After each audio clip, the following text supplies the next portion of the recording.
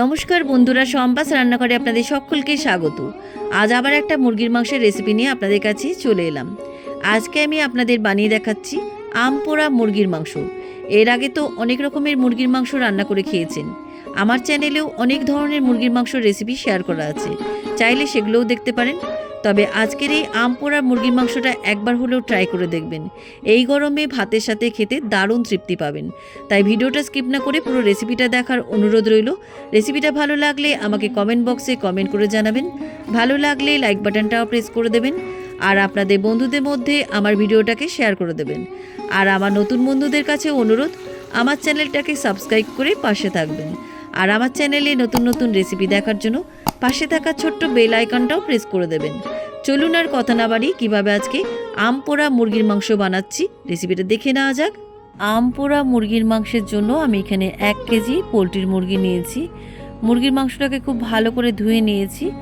মুরগির মাংসটা থাক ততক্ষণে আমি গাছ থেকে কয়েকটা আম পেড়ে নিয়ে আসছি। ছাদে চলে এসেছি আম পাড়তে।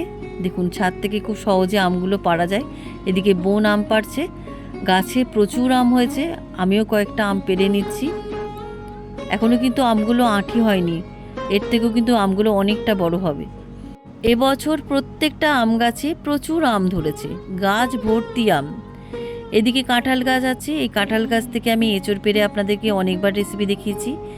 1 ঝুড়ি আম পেড়ে নিয়েছি আমরা। এখান থেকে আমি 2টো আম নিয়ে এই রেসিপিটা বানাবো। এদিকে টবে কয়েকটা আমি কাঁচা লঙ্কার গাছ লাগিয়েছিলাম, সেখানে অনেকগুলো লঙ্কা হয়েছে। এখান থেকে আমি কয়েকটা কাঁচা পাকা লঙ্কা পেড়ে নিচ্ছি। গাছ থেকে তো আম আর কাঁচা লঙ্কা পাড়া হয়ে গেছে। এদিকে গ্যাসে একটা জালি বসিয়ে দিলাম। এবার জালির উপরেই গাছ থেকে পাড়া 2টো আমকে পুড়িয়ে নিচ্ছি। এবার আমি দিয়ে দিচ্ছি একটা গোটা রসুন, আর দিয়ে দিচ্ছি 5-6টা কাঁচা লঙ্কা। এই কাঁচা লঙ্কাগুলো ভীষণ ঝাল। আর এর মধ্যে পুড়িয়ে নিচ্ছি আমি 2 ইঞ্চি আদার টুকরো।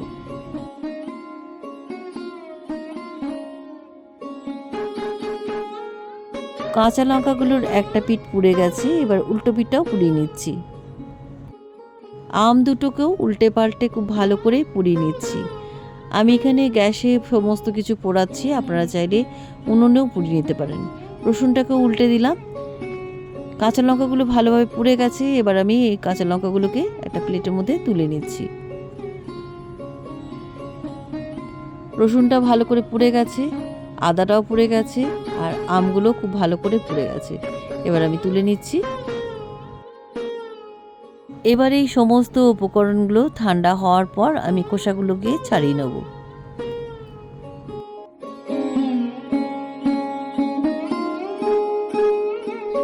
সমস্ত উপকরণগুলো ঠান্ডা হয়ে গেছে। এবার আমি প্রথমে রসুনের খোলাগুলোকে ছাড়িয়ে রসুনের কোয়াগুলোকে বার করে নিচ্ছি।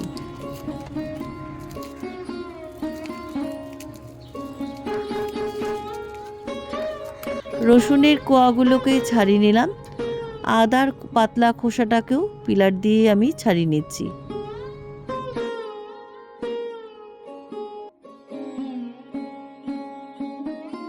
আদার উপরের পাতলা খোসাটাকে ছাড়িয়ে নেওয়ার পর আমি রসুনের কোয়াগুলোকেও ছাড়িয়ে নিচ্ছি।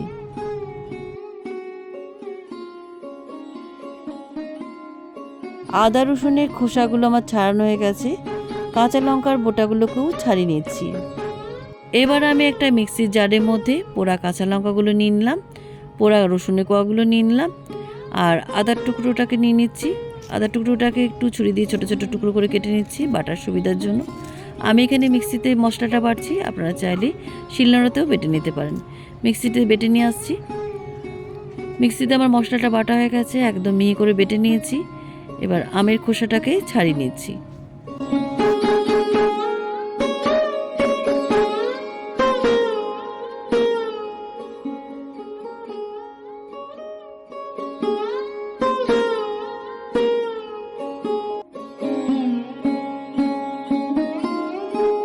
দুটো আমের খোসা ছাড়িয়ে নিলাম। এবার হাত দিয়ে আমি আমের পাল্পটা বার করে নিচ্ছি।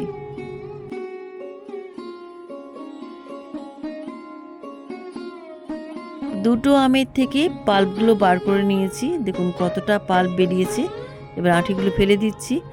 1 কেজি মুরগির মাংসের জন্য 2টো কাঁচা আমই যথেষ্ট। এবার হাত দিয়ে একটু আমের পাল্পটা ম্যাশ করে নিচ্ছি।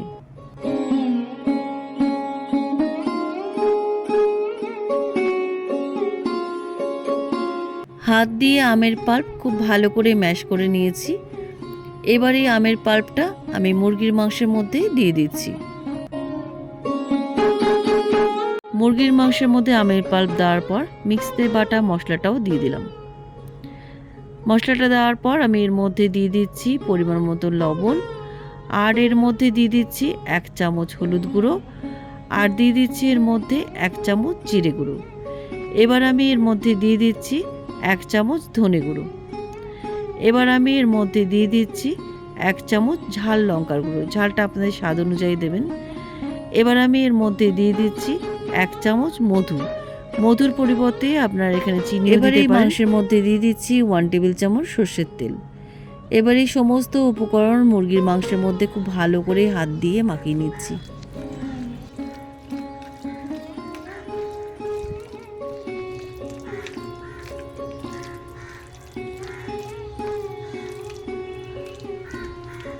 সমস্ত মশলা দিয়ে মুরগির মাংসের মধ্যে খুব ভালো করে মাখিয়ে নিয়েছি।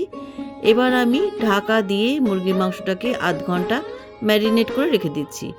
মুরগির মাংসটা ম্যারিনেট হোক, ততক্ষণে আমি মুরগির মাংসতে যে গরম জল দেবো সেই গরম জলটা আমি গ্যাসে বসিয়ে দিলাম। আমি এখানে 2 কাপ জল নিয়েছি। এই রান্নায় আমি গরম মশলার গুঁড়ো দেবো না, তাই জলেতেই আমি ফ্লেভারের জন্য দিয়ে দিলাম 2টো ছোটো এলাচ আর 1 টুকরো দারচিনি। জলটা খুব ভালোভাবে ফুটে উঠেছে।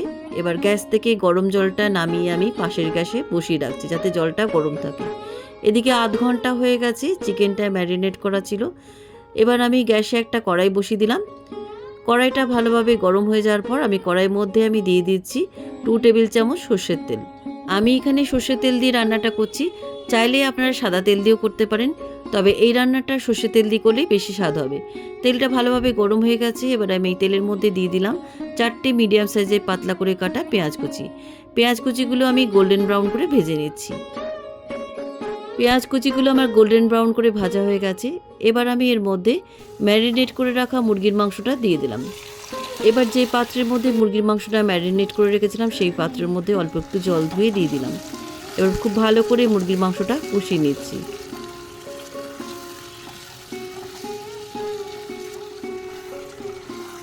প্রায় 15 মিনিট ধরে মাংসটা খুব ভালো করে কষিয়ে নিয়েছি। দেখুন মাংসর থেকে তেল ছেড়ে দিয়েছে। এবার আমি যে গোটা গরম মশলা দিয়ে গরম জলটা ফুটিয়ে রেখেছিলাম সেই জলটা আমি পরিমাণ মতো দিয়ে দিচ্ছি। গরম জল দেওয়ার পর মাংসের মধ্যে খুব ভালো করে মিশিয়ে দিচ্ছি।